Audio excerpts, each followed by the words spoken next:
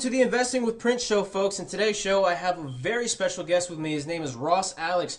Ross Alex is an accomplished real estate investor. He's been in the game for some time now. I follow a bunch of his stuff. This guy is energetic. He has a lot of action going on, and I think you guys are going to enjoy this podcast and what we have to offer for our audience. So, ladies and gentlemen, I'd like to welcome Ross Alex. Prince, what's going on, man? Thank you so much for having me on the show. Hey, no problem, man. You know, we've been trying to get this thing set up for like weeks now, so Gotta make it happen, I'm man. so excited. I got my own pen and notepad out. I'm ready to take notes myself. Fired up, man. Awesome, man. Okay, so Ross, just just a little bit for our audience. For people who don't know you, would you mind kind of telling us a little bit about your background and how you got started? A little bit about yourself. Yeah, absolutely. My name is Ross Alex. I'm 26 years old. I'm originally from Rockland County, New York, which is a suburb of New York City. And, I've always wanted to be an entrepreneur. I've always had that entrepreneurial spirit in me. I've always wanted to be my own boss. Unfortunately, I had all these dreams. I just didn't know how to get to where I wanted to go. Right. I think a lot of people have that challenge. So just like anybody, I was working these odd jobs. I've worked at McDonald's. I've stacked pallets. I've worked at Armani, selling clothes. I mean, I've done it all. Right. And graduated high school and went into enroll in community college. And, I wasn't the best scholar. I was a C student at that. And it's not because, I wanted to be a C student. It's just my focus was like, I need to get rich. I need to get rich. I need to find out how to get rich. Right. And, I don't need to know the quadratic formula. Like, that's not going to make me $1 million. Exactly. Where am I going to use that? To do. So, just like everybody, I enrolled in community college. And I remember I used to drive to school, sleep in my car just so my mom would yell at me for not going to school. But it wasn't what I wanted to do. Right. So I'm working these jobs. I ended up getting into a bartending gig. Okay. And let me tell you, Prince, I hated it, man. Right. I hated it. It was long hours, 13, 14 hours a day. Wow. At the Palisades Mall, on my feet, just, serving tables, mixing cocktails. At nighttime or daytime, though?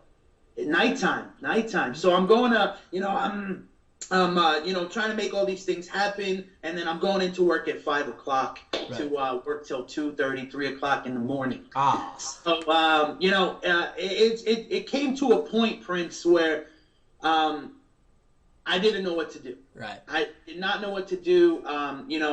Long story short, I ended up dropping out of school the first time and enrolling again a year after that because I started freaking out. I started panicking. All my friends are graduating with these degrees. They're all going to get careers. I'm here working at the restaurant in the mall, ketchup state uniform. I'm like, what the heck is going on here? Like, This is not what I need to be doing. So I remember, I was in Westchester Community College, and I was sitting in a classroom learning about Western civilization or something, and I finally had that breaking point where I was like, you know what, I got to do something now, or it's never going to happen. So I reached out to my uncle, who's actually a very successful commercial real estate entrepreneur. He was out here in Houston, and I reached out to him and I said, look, I need to make something happen. I'm having like anxiety attacks. Right. Just sitting in this classroom. Right. And he said, look, Ross, Mona Lisa is great, but it's not going to make you $1 million.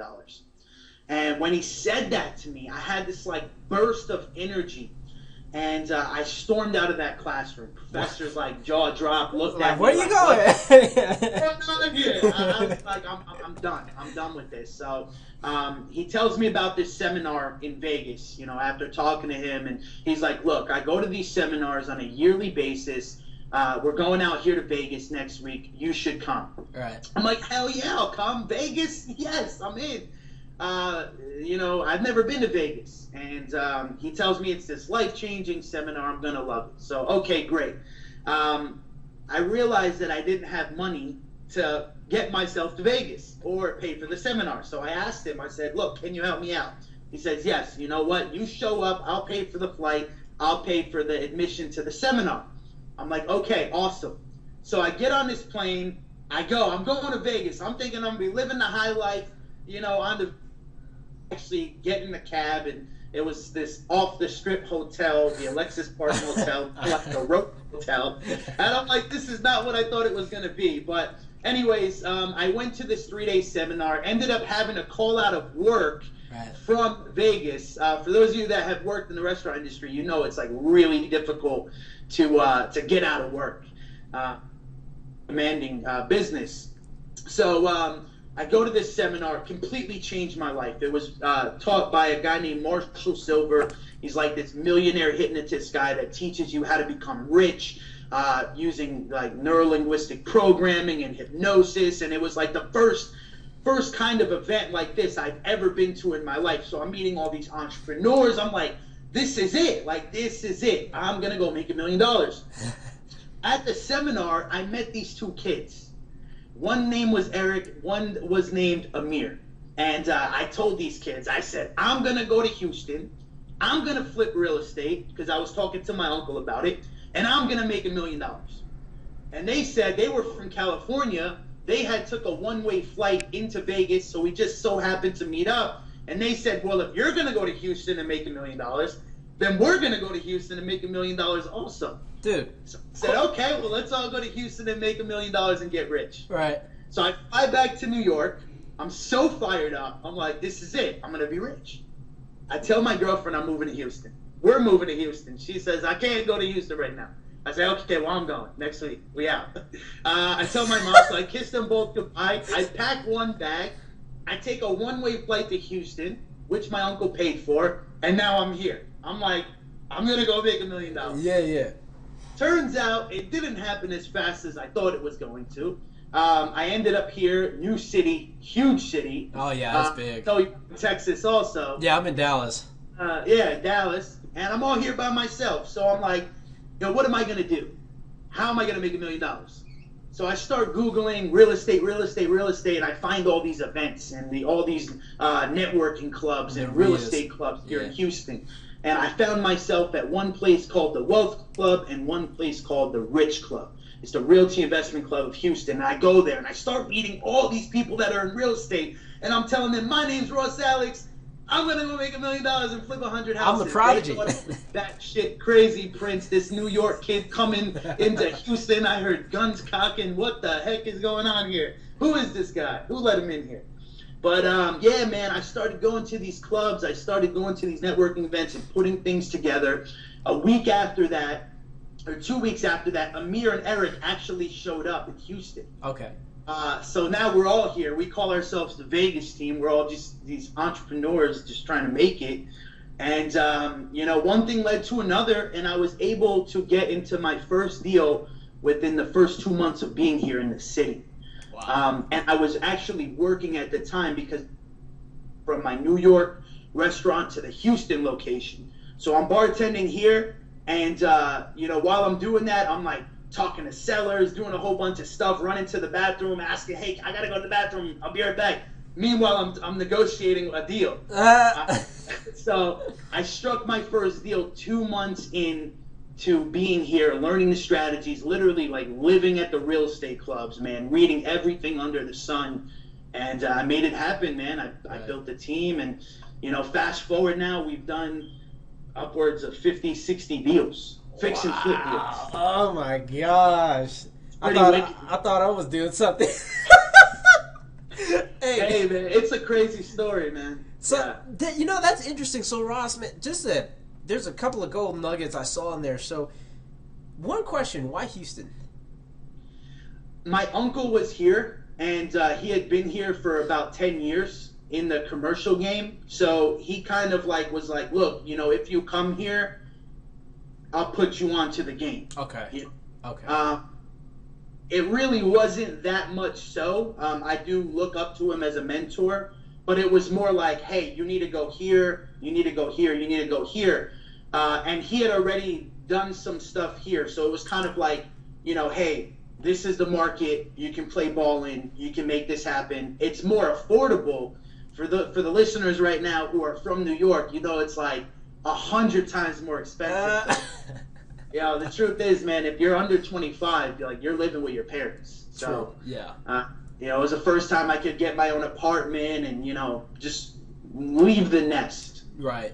kind of do you. Yeah, it's interesting you say that, Ross. You know, a lot of people love Texas. They're moving. You know, even here in Dallas, we're seeing a surplus of new people going in here. So, you know, I always thought that Houston was more of that like oil and gas.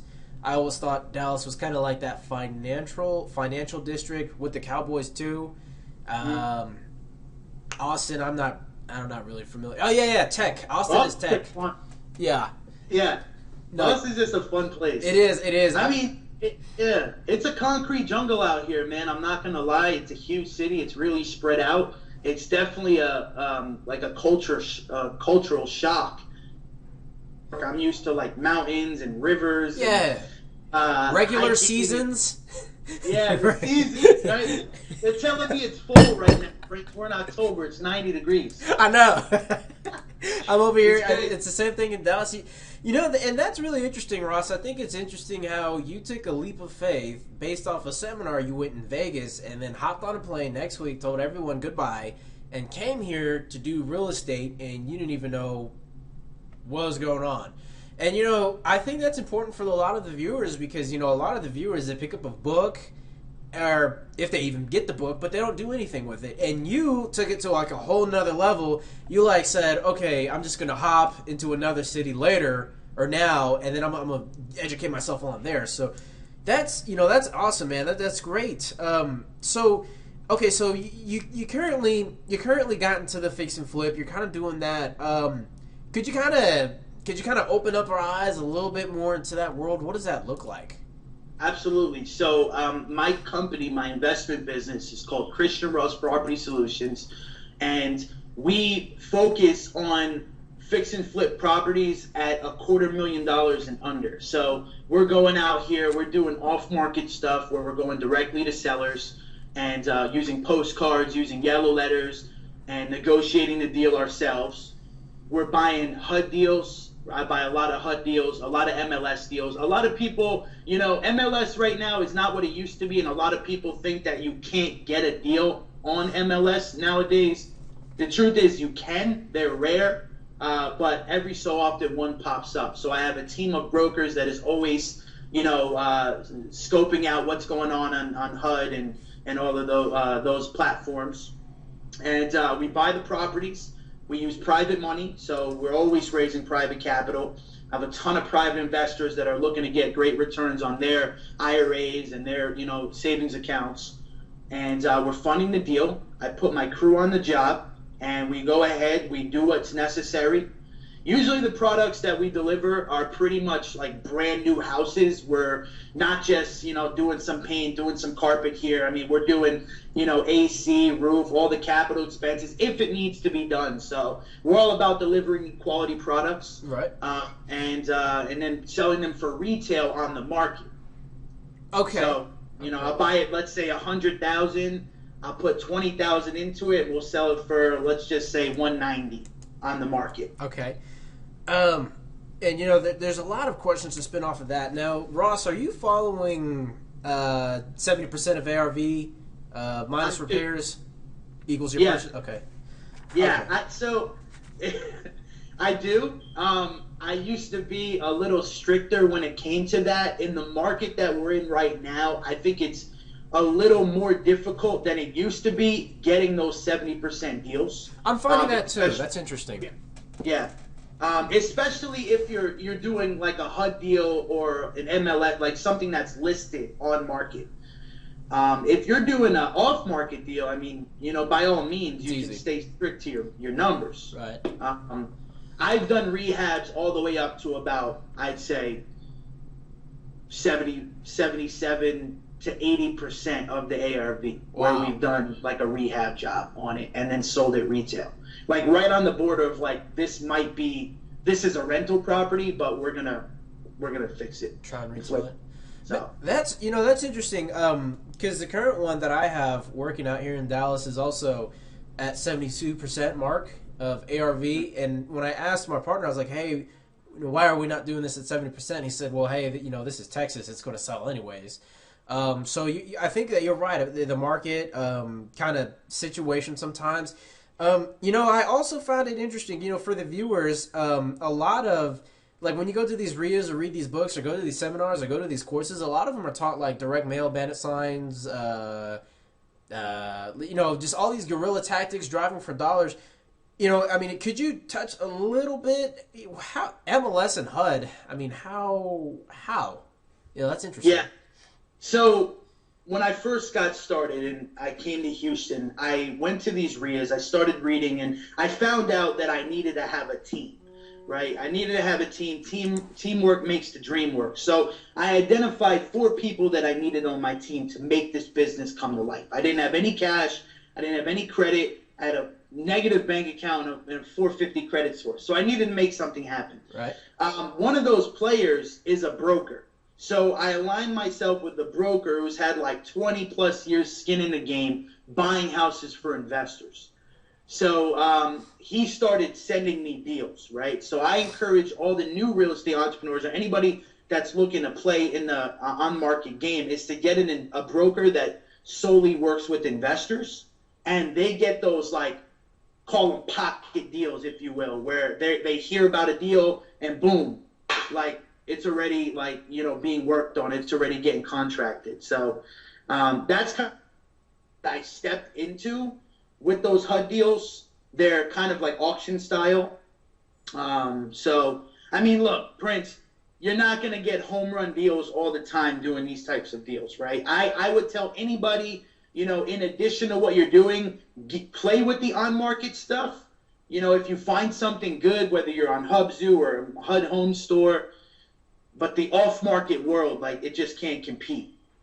Right. No, and that's understandable. And so for the viewers that are here listening and will listen to the podcast and the video in the future, what Ross is talking about now is there are not just off-market deals. There are still on-market deals that you can look for and still profit off of. Now, another note to take is he's also talking about how his deals aren't exactly like 70% minus repairs and things like that. I know that websites like Bigger Pockets or whatever will preach that, in that if you're not doing that, you're losing. But apparently Ross is still making money, so just do what, like he says, do your research and kind of hit that.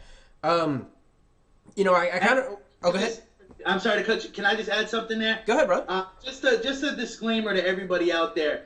The real estate is a numbers business, so it's super, super important to stick to your numbers. I would not encourage somebody who's just getting started to buy a 75% deal, because the 50, 60, 70% deals are still out there. You're just going to have to do your own marketing. But for somebody who's just looking to buy something, fix it, flip it, then, hey, you can go on these on-market deals. But, I just don't want anybody to think I'm saying, hey, go buy 80% deals and fix them and flip them, because it's all about the margin. Yeah, no, and he's right. And, I mean, for, like you said, disclaimer, I mean, what he's discussing doesn't exactly apply to everyone else. So just take note of that, guys. Thank you. No problem, man. Nobody wants to get in trouble. So, I mean, next, and you are spitting some fire here, man. This is a really interesting conversation, because I noticed you also said direct mail. You see, and it's crazy because here in Dallas, you'll get these people from HDTV or Fix That House or Flix That House or whatever. They'll tell you, go out there, network on everywhere, pass out your business cards, put out bandit signs, but stay away from direct mail. And then I'm like, well, this guy's doing everything that everyone else is not doing, so I need to. So what's going on with direct mail? Because I don't do direct mail, so I don't understand. Oh, Prince, we got to set you up after this podcast. Okay, cool. We got to get you rocking. So, whether you're wholesaling deals or you're fixing and flipping deals, real estate in general is based off of marketing. It's consumed by marketing. It's all about marketing. You're marketing to find the deal. You're marketing to sell the deal. Whether you're wholesaling it, fixing and flipping it, or you're marketing to get a buyer, a tenant, right, for a landlord deal. So because it's all about marketing, marketing is measured by traffic and conversions. It's all about the conversions, right? How much marketing do I have to do, and at what conversion rate do I need to be at to maximize my marketing? Well, marketing strategies, whether you're doing bandit signs, whether you're doing, driving for dollars or networking for dollars, whatever it is, they all convert at different rates. Direct mail has been proven to be the highest converting marketing strategy out there. And because of that, it's a little more costly than the other strategies, right? You can go out there to an intersection and put out a bandit sign that says "We buy houses for cash," and you may get a few phone calls. But there's nothing like sending a postcard, a personalized postcard or a personalized yellow letter directly to the person that meets the qualifications for a probable seller, right? Like this person is probably going to be a motivated seller because we pulled the data from a reliable source, right? So whether it's a probate, whether it's a tax delinquency, whatever it is, we know something is going on. So if we can send that person something directly, it's going to increase our conversion ratio, right? We have something rather than just throwing mud at the wall. So that's why I'm the biggest fan of direct mail. And direct mail, Prince, it's also scalable. And that's the most important thing. You know, are you really going to go out there and put 500 bandit signs in your city? I'm guilty. I mean, that's going to take you. You better have a whole team. I do got it. Hey, you can put mine up for me too then. Well, you better have an army, right? But I can log on to some databases like clicktomail.com, hit a few buttons, take out my credit card, and have 5,000 postcards sent out the next day, right? So it can't compete. We're all about calculating, using calculated decisions and knowing what we're converting at, our ratios. And, bandit signs are great. I know people who do very well with bandit signs. So I'm not dissing bandit signs. I'm just saying there's ways to convert higher. And the way I like to say it is like this. Because marketing is all about conversions, let's relate it to the gym, right? You want to get jacked up, you want to get lean, you want to get ripped. What are you going to do? You're not just going to go lift weights. You're not just going to go run on the treadmill. You're going to lift, you're going to do cardio, you're going to eat clean, you're going to do protein, you're going to take your pre-workouts, post-workouts, protein. You're using multiple different strategies to achieve that desired result, right? And that's what we call stacking, right? So when you're in the gym, you go to a guy, hey, what's your stack right now? He's going to tell you, oh, I'm on this, I'm on this, I'm on this, I'm on this, and that's why I look like this. Well, in marketing, we want to be stacking strategies to yield the most the highest possible result. So bandit signs, direct mail, going to a networking event, myhousedeals.com, right? Websites, broker pocket listings. You want to open up the floodgates and have deals coming in, leads coming in from all possible areas. Because if you're only doing bandit signs, you're missing out on a whole different game over here, right? A whole different reservoir. So you want to tap into them all. Dang. Wow. Well, folks. So just to recap, so far we've covered Alex's background, what he's doing in marketing. Now, obviously, I don't want to let Alex spit all of his secret nuggets out there. So if you guys want the rest, you definitely got to contact Alex. But so far, guys, this is a really fire conversation, and I've learned so much. So, so that kind of leads into my next question, Ross. I mean, you went from like a bartender doing like 13, 14-hour shifts. I mean, you hopped a plane to heat, and that just amazes me. I mean, you hopped a plane from everything you knew up here in New York, and you just jumped the ship with your uncle, and you're like solo. So, I'm pretty sure people are wondering, what type of, because people see the success story, they're like, oh yeah, he's making this much money, but what have you really had to sacrifice in doing all of this?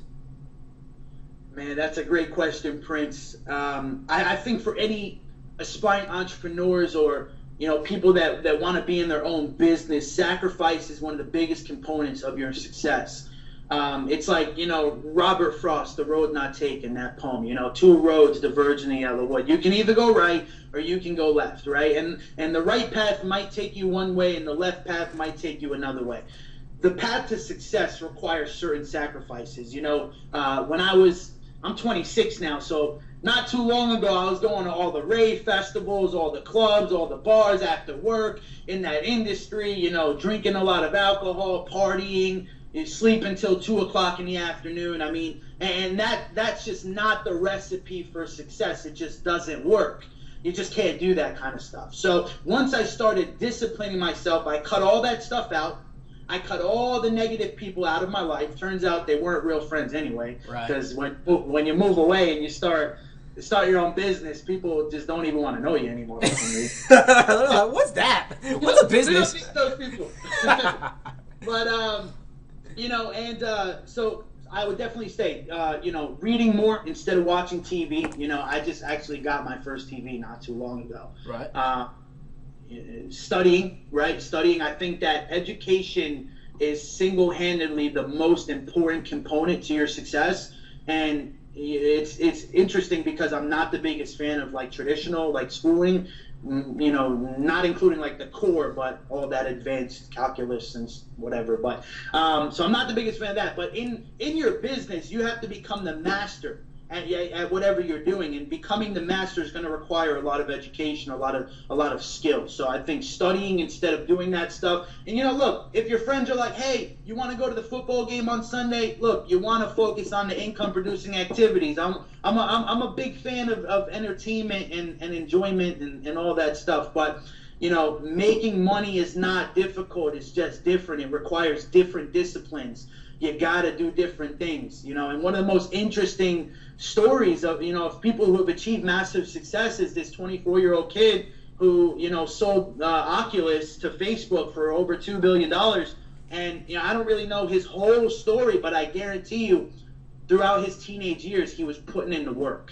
He was putting in the work, right? And now look, he's net worth $700 million. I mean, it's going to require different disciplines, man. Like Gary Vee says, you got to put in the work. You got to put in the work. And I truly feel that, we all have this like ideal lifestyle of where we want to be and how we want to live and the cars we want to drive and the houses we want to live in. But the truth is we can all get there, right? We can all get there. But some people are just not going to get there because they just don't take themselves serious enough. They don't take their business serious enough, right? And if you don't take your business serious enough, how can you expect other people to take your business as serious as you do? Right. So I think that discipline, man, sacrificing. When I came down here, my girlfriend was living up in New York still for 7 months. I was alone. I was like, I spent, 17, 18 hours a day by myself. It sucked. It was wow. I had to do it. I mean, I don't know about you, Prince, but sitting in an apartment by yourself every day is not fun. No, it doesn't sound fun. It doesn't sound fun. No, but I was willing to do it, right? I was willing to do it. I asked myself, what do I have to lose? I'm making $5 an hour at this bartending gig. What do I have to lose? What? School ain't going anywhere. I could always go back to that. The restaurant industry jobs are a dime a dozen. What do I have? Everyone. I don't have anything to lose. Right. So I went full force. So to everybody out there, work your face off. Work your face off. So that's the motto. That's what Ross is talking about. Working your face off. Be willing to sacrifice. Be disciplined. Read on the industry that you want to get into. Study it closely and make sure that you get the right education. He also says take your business serious. And I think you're right, Ross, because it took me 6 months to get my first deal, and I mean I'm not gonna lie, it wasn't the greatest because as soon as I saw real estate, because I got started in wholesaling, and as soon as I saw that, I was like, man, this is going to happen tomorrow, and it didn't. So, I'm with you there, brother. Okay. But you did it. Yeah. You did it. Exactly. You're 10 miles ahead of everybody else who's still thinking about it. And you know what? And that kind of, and I made it, an Instagram post about that today. You know what? Just kind of on this topic, Ross, you see a lot of people out there, and when they see you do things, they're like, hey, how do you do it? Where do you do it? Hey, can you help me? And sometimes I'm just so amazed at how much free information there really is out there. I mean, folks, you could see that Ross, like, what he says and what he's doing, it's not something that anyone else, like, could not do. All he said he did was he went to RIAs, he educated himself, he submersed himself in the real estate world, but yet you still have these people asking for handouts. Can you hold my hand? Can you do this? I mean, on my first deal, dude, I didn't ask for any help. If I needed help, I just went for a book or I just Googled it. And I mean, that was it. And you're completely right about that. So, absolutely. So, Ross, I mean, this has been a super, fire conversation. And honestly, I've been taking mad notes. I'm like, man, I forgot we're on the podcast. But, Heck yeah, man.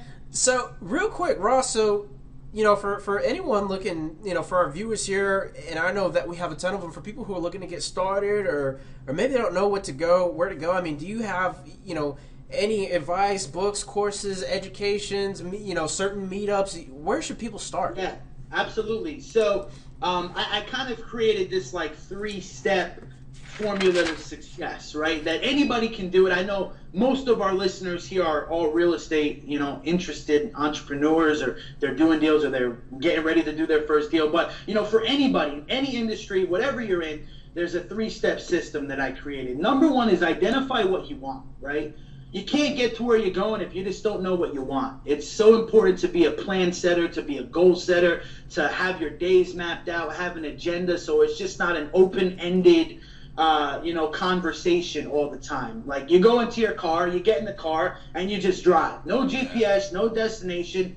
You're not going to go anywhere, right? So having that clear, knowing what you want before you get started, right?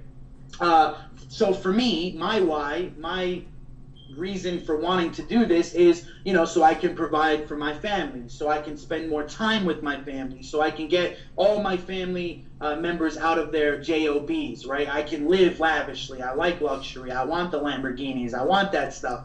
So that's like my why, right? So find your why, identify what you want. Number 2, choose a vehicle to get there. Look, I got started fixing and flipping, and then I started cranking out wholesale deals left and right. Then I started doing seller financing. Then I started buying subject to. Then I started buying rentals. Right now I'm playing in the commercial sector. So choose your vehicle. However you know what you're going to do to get there. Choosing your vehicle to success is super important, and in that phase is going to come the education. Once you choose that vehicle, you need to become educated on it. So like you said, study, read, Google, whatever you got to do, get flipping on fire, whatever it is. There's so much information out there, but you need to actually indulge in that. Number 3 is take massive action. Right? Take massive action. Look, I'm the biggest fan of reading books. I love books. They inspire me. I love audios. I love YouTubes. I watch live streams. I love podcasts. But at the end of the day, that's not going to make you money. Reading doesn't make you money unless you apply it. You have to actually apply what you read and what you learn.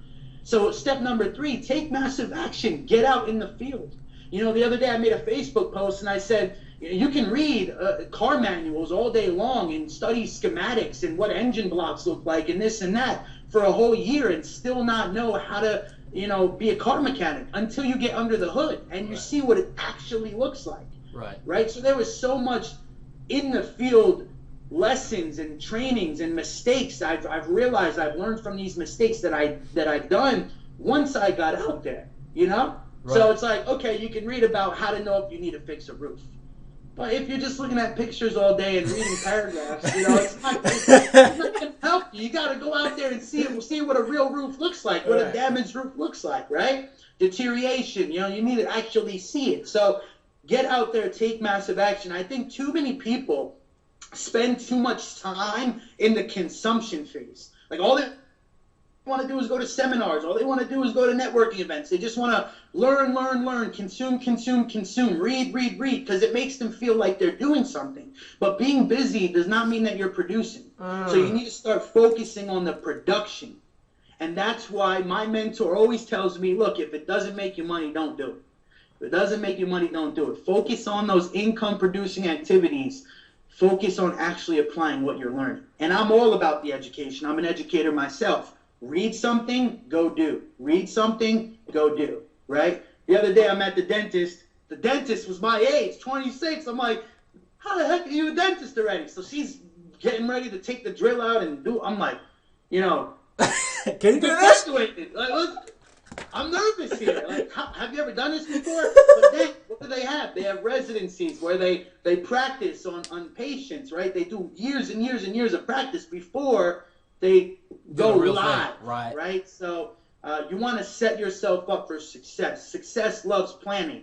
It loves it. You got to plan. You got to have the vision, and you got to make it real. Boom. Wow. So for our audience out there, that was like as fire got. So Ross's 3-step system is identify what it is you want, have a clear goal. Number 2, he says choose a vehicle to get to where you want to go. And number 3, he says, take massive action. A lot of things. I mean, he said so many quotes in there that I was just taking fast notes. He says, one of the biggest ones that stuck out to me is, success loves planning, and he says that being busy does not mean you're productive. I think that's the biggest one, dude. I don't even know what to say. And you know, Prince, I got people telling me they're putting in 15-hour days. I said, how much money did you make? They said nothing. What are you doing? You got anything close? Like, you got to actually produce, man. Wow. You know?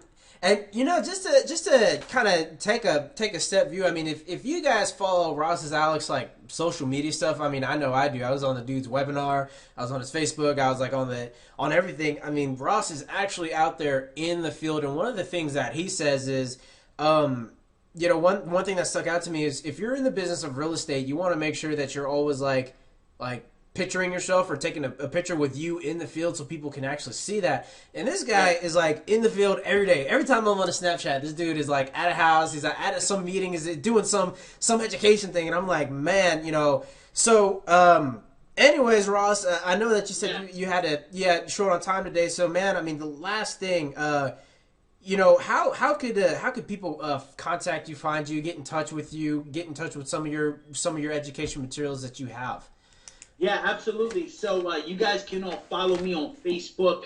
Add me up, Ross Alex. You can just type that in. I should pop up. If I don't, I didn't do my job properly.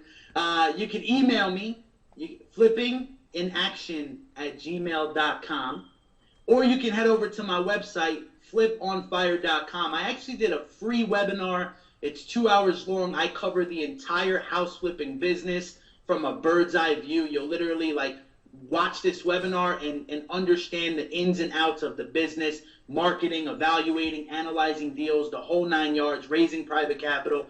And you can find that fliponfire.com/webinar. And I encourage everybody to pop on there. You know, Prince, can I just share one more thing, man? Go ahead, man. Go ahead. Spit that fire. All right. So you guys want to, you know, take your real estate business to the next level. I want you to think of an apple tree, right? Now, when you go to an apple tree and you start picking apples, what are you doing? You're picking them like this, right? You're going all over the place, picking the apples that you think are the best, right? And I want you to think about your real estate business like an apple tree. Your job is to build up as many leads as possible. The leads are your blood to your business. If you don't have leads, you don't have a business. If McDonald's doesn't have customers, they don't have a business. If a clothing store doesn't have customers, they don't have a business. In real estate, your customers are your leads, right? So you want to build up as much leads as possible. And the great part about doing your own direct mail, doing bandit signs, doing those stacking strategies like I talked about, is you get to pick and choose which deals you want to wholesale, which deals you want to buy and hold and cash flow, because cash flow is king, right? And which deals you want to go ahead and fix and flip, right? So I want you guys to start thinking about that. Now, a lot of people, they say, hey, I just want to do wholesales. I'm a wholesaler. And my issue with that is this. If you call yourself a wholesaler, you're putting yourself in this box, right? True. If you call yourself a rehabber, you're putting yourself in this box. Or I'm a landlord, you're in a box. If you start calling yourself a real estate entrepreneur, you do it all, right? So if a deal comes your way and it doesn't have that much equity in it, you know that you can either buy and hold it or you can flip it, wholesale it to a landlord. You know if a deal comes through and it has massive equity, it's a 50% deal, that's a great fix and flip. You know if a deal comes through and you already have 3 projects going on and you just can't take on, you don't have the bandwidth or, you know, to do that amount of volume, you just wholesale it to another investor. So you're getting it from all different avenues, right? All different apples. You're picking them. You're picking and choosing. So important for people to go out there and, you know, do it all. Rehabbing is not more difficult than wholesaling. A lot of people think it is. It's not. The only difference is, Prince, is that there's different, you're taking on different roles. Right. So So if you're wholesaling a deal to a rehabber, what's that rehabber going to go do? They're going to go raise the money. They're going to go get the crew. You're just taking on a different role in that deal. So I got started rehabbing flips, and then I started wholesaling. But you have to understand the business from all spectrums. Why? Because wholesalers, right? People that wholesale sell their deals to rehabbers and landlords. Exactly. Landlords buy from wholesalers and rehabbers. Rehabbers buy from wholesalers. So, you know, you have to understand all different, you know, spectrums of the business because we all work together. Wow. Man, that was like a tip. We should have charged for that one. But anyways, guys, it's a pleasure. Did you have anything else to add, Ross? Go out there, rock out. Life is short. It really is. It's short. A lot of people think life is long, and it's just like, it's crazy. There's no rewind button. There's no pause button. And, you know, I truly believe that your life should be lived the way that you deserve, the way that you want to, and that, you know, the only thing you're going to regret is not getting started today. Or just go out there and do it. Do it. Live the life you want. Be happy and rock out. Work your face off and stay up. So there you go, folks. This is Ross Alex. Man, this is definitely, if you guys have the time, you may want to watch the video or listen to the podcast about 5 times because there was so much knowledge in this podcast that was insane. Now, it says that you can find him at fliponfire.com. Yeah. Okay. fliponfire.com/webinar to watch the webinar. For the webinar, fliponfire.com/webinar for his free webinar. It says it's 2 hours of pure content. And if you want to get in touch with him, he says his Facebook is Ross Alex. Just look him up. And then if you want to email him. Flip on Fire is just that website alone is for the academy. It's Flipping on Fire Academy. Okay. Yeah, and hit him on Facebook. Oh, yeah, there you go. And he says Ross Alex on Facebook. And then he says for his email, if you want to email him at flippinginaction@gmail.com. Again, ladies and gentlemen, this was Ross Alex. Thanks for coming on, Ross. It's an absolute pleasure. I'll see you later. All right.